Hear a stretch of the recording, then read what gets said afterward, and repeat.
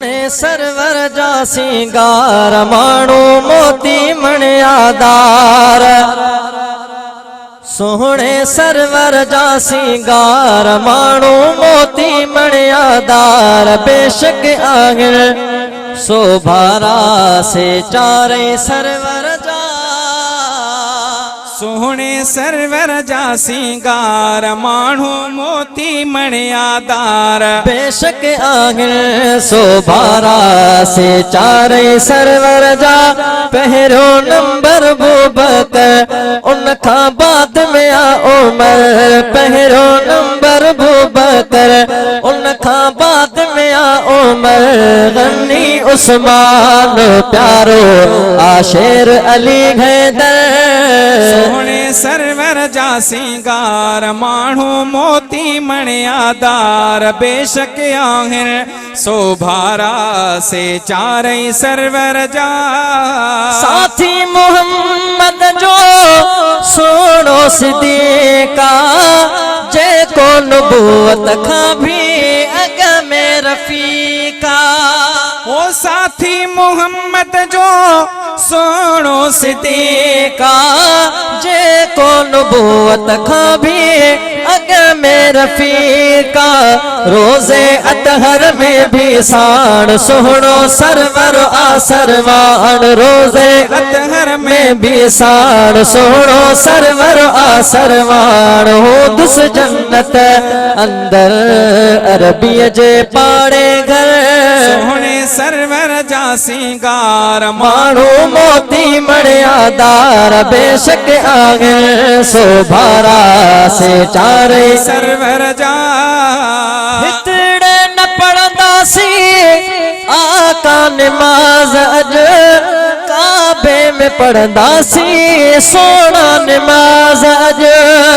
हितड़े न पढ़ंदासी आका नमाज अज। काबे में पढ़ंदासी सोना नमाज अज। चयो उमर इब्न खताब मुंहिंजा सोना रिसालत माब। चयो उमर इब्न खताब मुंहिंजा सोना रिसालत माब। हलो लाया थो मां काबे वारो दर। सुभान अल्लाह कंदा हो सही भला अल्लाह मासा शायद विठा हो थद ते पोया दोस्त भला सुभान अल्लाह कयो जी गुस्से ते विठा हो भला कता। चयो उमर इब्न खताब मुंहिंजा सोना रिसालत माब। हलो लाया तो मां काबे वारो दर। पहरो नंबर बूबकर उन खां बाद में आ उमर। गनी उस्मान प्यारो आशेर अली हैदर। सोहणे सरवर जा सिंगार जेको सरासर आहे खाने हया जी। बेहद कया जे सोनी सखाबी। ओ जेको सरासर आहे खाने हया जी। बेहद कया जे सोनी सखाबी। अजमत वारो सो इंसान जे जो नालो गनी उस्मान। अजमत वारो सो इंसान जे जो नालो गनी उस्मान। जे को सोने मदनी जे बिन न्याणन जो शौहर। सोहणे सरवर जा सिंगार माणू मोती मणियादार। बेशक आगिर सोभारा से चारे सरवर जा। शेर खुदा जो ना है जग में कुसानी। महबूब मुरसल जो आसोट जानी। ओ शेर खुदा जो ना है जग में कुसानी। महबूब मुरसल जो आसोट जानी। वे जो रिश्तेदार जह जो सहरो आसरदार। वे जो रिश्तेदार जह जो सहरो आसरदार। जह खे रुतबो आ मिलियो फातिह खैबर। पहरो नंबर बूबकर उन खां बाद में आ उमर।